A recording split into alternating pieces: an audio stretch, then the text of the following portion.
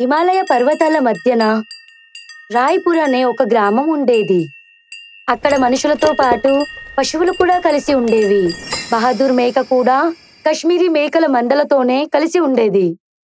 ఒకరోజు అన్ని మేకలు పరిగెత్తడానికి పోటీ పెట్టుకున్నాయి. మీరందరూ ఈ రేస్కు రెడీగా ఉన్నారా?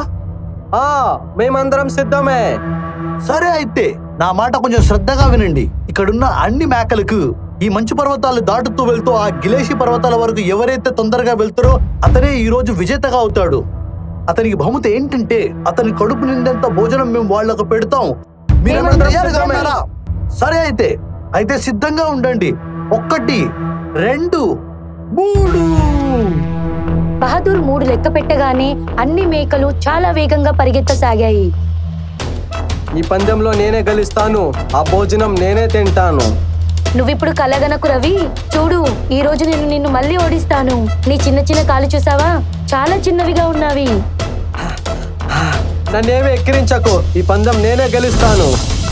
రవి ఆ మందలోని చాలా చిన్న మేక, కానీ అది చాలా తెలివైనది. కానీ ఈసారి రవి మేక చాలా వెనుక పడిపోయింది. రవి మేకను వెనక చూసి బహదూర్ మేక అరిచి చెప్పింది, అరే రవి నా కొడక, కొంచెం తొందరగా పరిగెత్తు. ఏ తోడేళ్ళని నీ మీద అటాక్ చేస్తే నేను ఎలా కాపాడరు నిన్ను? నేను కావాలనే మెల్లిగా పరిగెడుతున్నాను. మీరందరూ పరిగి అలిసిపోవాలి. తర్వాత నేనే గెలుస్తాను. పగటి కళ్ళలు చూడడం మానేసే బంగారం. పరిగెత్తడంలో నేనే గెలుస్తాను. అప్పుడే ఆకాశంలోని వాతావరణం మారిపోయింది. ఇది చూసి అన్ని మేకలు భయపడిపోయాయి. అరే, పైనుంచి ఎవరు వెళ్ళారు? అర్థమవ్వట్లేదు, కానీ ఏదైనా చాలా భయంకరంగా ఉండే. రాత్రి సమయం అయ్యింది, కానీ ఇంకా మేకలు పరిగెత్తుతూనే ఉన్నాయి. అప్పుడే లీలా మేక అక్కడ ఆగిపోతుంది. రవి, నేను చాలా అలసిపోయాను. ఇంకా నేను పరిగెత్తలేను.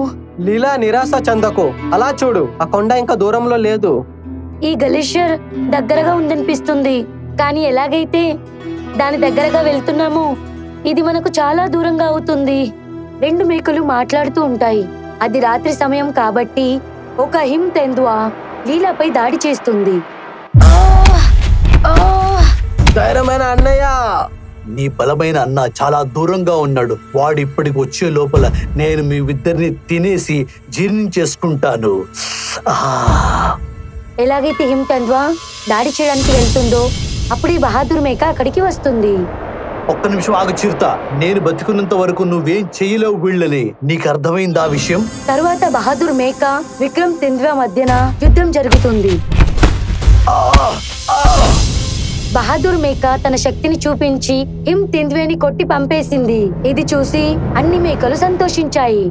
బహదూర్ అన్నకి జై. చూడు, ఈ ప్రదేశం అంతా చాలా డేంజర్ గా ఉంది. ఎంత తొందరగా అయితే అంత తొందరగా ఇక్కడి నుంచి వెళ్ళిపోవాలి. తర్వాత అన్ని మేకలు కలిసి పరిగెత్తడం మొదలు పెడతాయి. ఇది నేనేమన్నాను? ఆ మేకలు నిన్ను గాయపరిచారంట. మహారాజా, నేను ఒక్కడనే ఉన్నాను. వాళ్ళంతా చాలా మంది ఉన్నారు. నన్నందరూ కలిసి కొట్టారు. వాళ్ళందరూ కలిసి నిన్ను కొట్టారా? అయితే మనం కూడా కలిసే దాడి చేద్దాం. వాళ్ళు ఎక్కడున్నారో, ఇప్పుడు వాళ్ళందరూ ఎక్కడ ఉంటారో తెలుసుకో. వాళ్ళు రేస్ చేసుకుంటూ గ్లేషియర్ వరకు వెళ్ళారు. రేపొద్దున వాళ్ళు తిరిగి ఇక్కడికి వస్తారు. సరే, రేపు తెల్లవారగానే చివరి రోజు అవ్వాలి. తర్వాత రోజు పోటీ ముగించుకొని అన్ని మేకలు కలిసి వాళ్ళ ఇంటికి వెళ్ళసాగుతాయి. అప్పుడే మంచు దగ్గర ఉండే తింద్వేలు వాళ్ళపై దాడి చేయసాగుతాయి. ఆ తింద్వేలన్నీ కలిసి మేకలపై దాడి చేశాయి. ఆ యుద్ధంలో బహదూర్ మేక చనిపోతుంది. ఇది కేవలం ట్రైలర్ మట్టుదా, ఇంకా పిక్చర్ చాలా ఉంది. మీరు ఎక్కడుంటారో నాకు తెలుసు. నేను అక్కడికి తిరిగి వస్తాను. మిమ్మల్ని ఎవరిని వదిలిపెట్టను. తింద్వాలన్నీ వెళ్ళిపోయాక అన్ని మేకలు చింతించసాగుతాయి. ఇప్పుడేం చేద్దాం? ఆ చిరుత పులులకి మన ప్రదేశం తెలిసిపోయింది. ఈ తింద్వల నుండి మనల్ని ఒక్కడే కాపాడుతాడు. ఇంకా అదే యతి. అవును, విన్నావా? ఆ హిమ్ మానవుడు అప్పుడప్పుడు మంచు కొండల్లో కనిపిస్తాడు.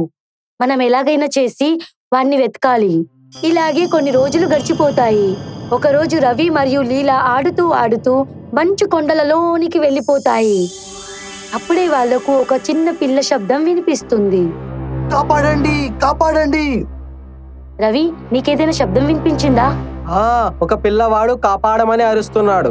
కాపాడండి, కాపాడండి. ఆ శబ్దం వింటూ వింటూ ఒక గుంత దగ్గరికి చేరుకుంటారు.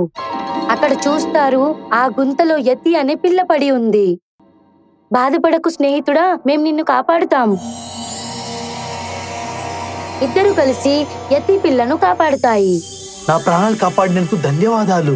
ఇదంతా సరే, ఇప్పుడు నీ గురించి నువ్వు చెప్పు. నా పేరు శంకర్. మరి నేను యతి కొడుకుని.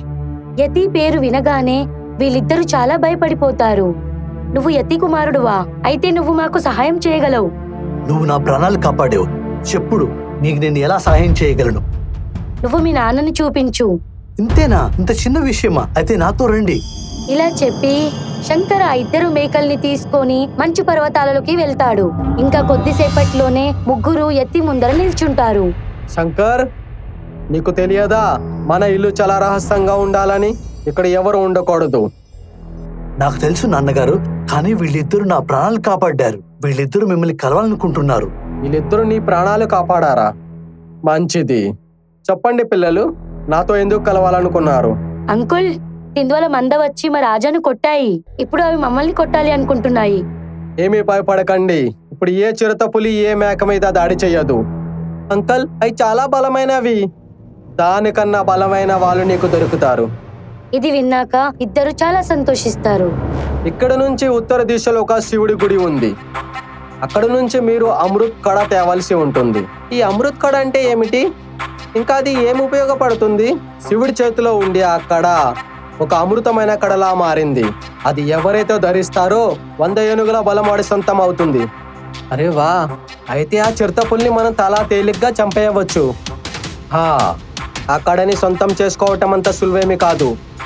ఆ కడ దగ్గరికి చేరటం చాలా కష్టపడాలి. నేను ఎలాంటి కష్టాన్ని ఎదుర్కోవటంలో సిద్ధంగా ఉన్నాను. తర్వాత కొద్దిసేపటికి రవి ఇంకా లీలా శివాలయం మందిరానికి వెళ్ళసాగుతారు.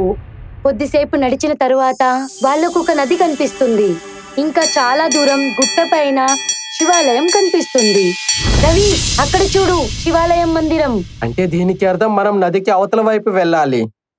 పద, ఆ పడవలో కూర్చుకొని నదిని దాటుదాం. ఎలాగైతే ఆ పడవ దగ్గరికి వీళ్ళు చేరుకుంటారు, అప్పుడే వాళ్లకు రాక్షసుడు కనిపిస్తాడు. ఆగండి, ఈ పడవలోకి మీరు ఎక్కకూడదు. దైత్యరాజ్, మేం భగవంతుడి శివుని దర్శనానికి వెళ్తున్నాం. మమ్మల్ని వెళ్ళనివ్వండి. లేదు, ఈ పడవలోకి వాళ్లే ఎక్కగలుగుతారు ఎవరైతే నా ప్రశ్నకు సమాధానం చెప్తారో. నేను మీ ప్రశ్నకు సమాధానం ఇవ్వటానికి సిద్ధంగా ఉన్నాను. సరే, అయితే చెప్పు, అదేంటి? అది అందరి దగ్గర ఉంటుంది, కానీ దాన్ని ఎవరు తాకకూడదు. ఇది విన్నాక రవి ఆలోచించసాగుతాడు. తర్వాత ఆలోచించి ఉత్తరమిస్తాడు. దైత్యరాజ్, అది ఒక సమయం, కానీ అది అందరి దగ్గర ఉంటుంది, కానీ దాన్ని ఎవరు తాకలేరు. మీరిద్దరు ఈ నావులో కూర్చోవచ్చు. పడవలో కూర్చొని వాళ్ళు నది అటువైపున వెళ్తారు. అప్పుడే వాళ్లకు చాలా పెద్ద మంచుతో కూడిన ఇల్లు కనిపిస్తుంది. ఇలా అలా చూడు, భవనం. పద, భవనం లోపలికి వెళ్దాం. ఇద్దరు ఆ ఇల్లులోనికి వెళ్ళసాగుతారు. అప్పుడే వాళ్లకు రాక్షసి కనిపిస్తుంది.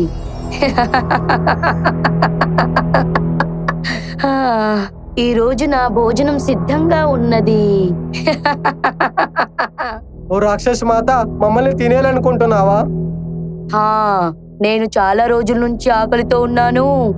ఏమీ పర్వాలేదు, నువ్వు చాలా ఇష్టంగా తినవచ్చు, కానీ మాది ఒక చిన్న కోరిక.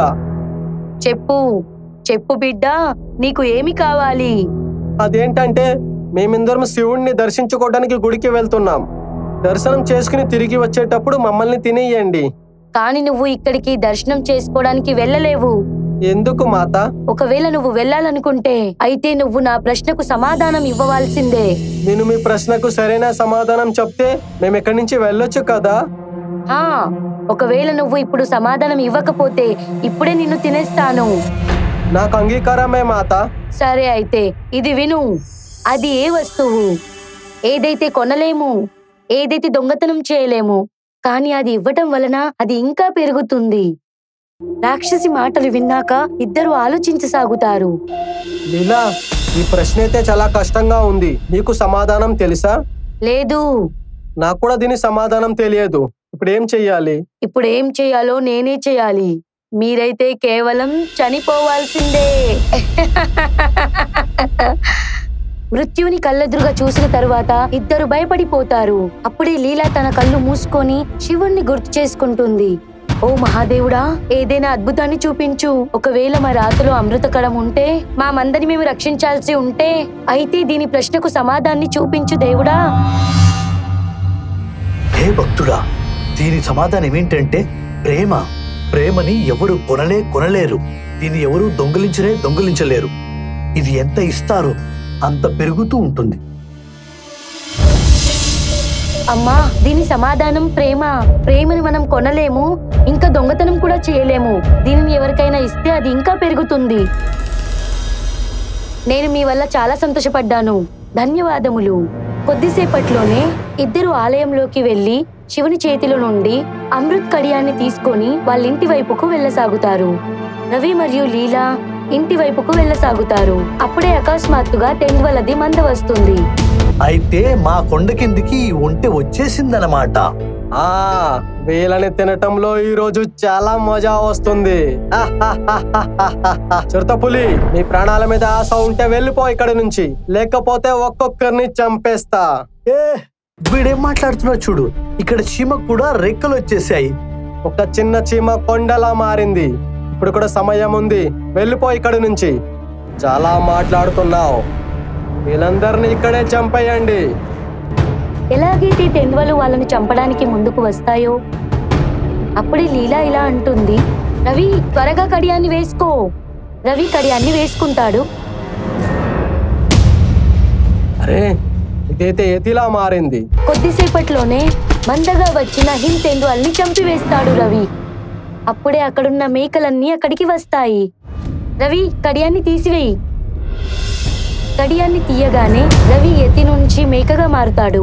ఇది చూసి ముసలి మేక అంటాడు, నువ్వైతే మన సర్దార్ని చంపిన వాళ్ళని బదులు తీర్చుకున్నావు. మాకైతే గర్వంగా ఉంది. ఇప్పటి నుంచి మీరే మా రాజా. చెప్పండి రవి రాజాకి జై. అప్పటి నుంచి రవి రాజుగా మారి అందరినీ రక్షించడం మొదలు పెడతాడు. మీకు గనక మా వీడియో నచ్చింది అంటే ప్లీజ్ మా ఛానల్ని సబ్స్క్రైబ్ చేయండి. అలాగే ఈ వీడియోని లైక్ చేయండి, అలాగే షేర్ కూడా చేయండి. ధన్యవాదములు.